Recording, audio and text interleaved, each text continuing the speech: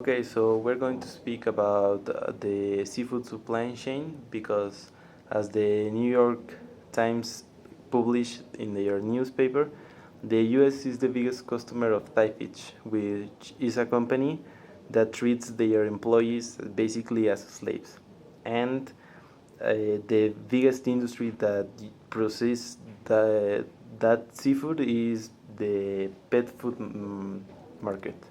So, why can pet food makers like Purina eliminate this worker abuse?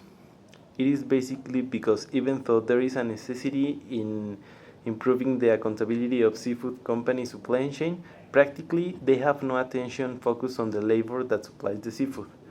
To be able to detect issues happening with their suppliers reach, they have to have high standards in selecting suppliers and implementing a traceability of all their raw materials.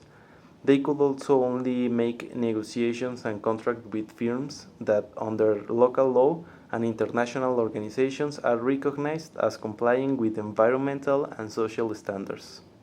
The demand of pet food market is extremely high and insatiable. The truth is that companies prefer big profits more than having ethical suppliers. Um, Firms have to conduct an analysis of all their supply chain to truly understand the potential impact it might be having in forced labor by having knowledge of recruitment systems and worker conditions within their partners, allies, and suppliers' facilities.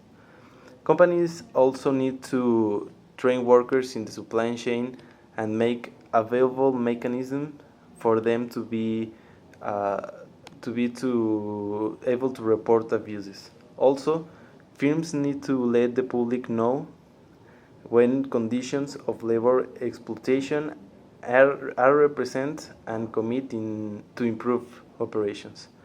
All these are efforts that take time and money, therefore it's not easy to pet food makers to do. Also, specifically in this case, when workers are out of the sea with no communication and when maritime laws are lax and local authorities are corrupt, it is even harder to eradicate or even reduce these problems.